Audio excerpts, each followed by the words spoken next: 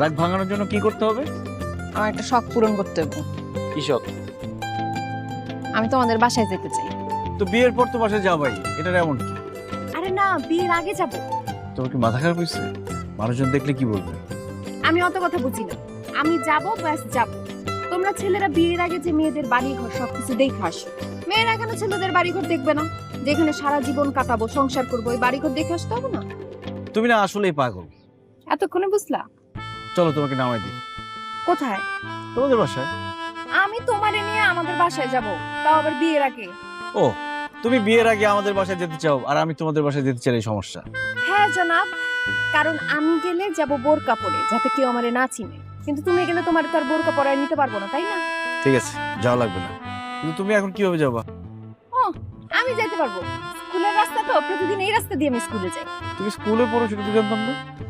Very funny. স্কুলে পড়ি না, স্কুলে পড়াই। এখন চলো, কোথায়?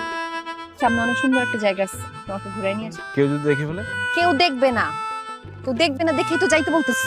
চলো।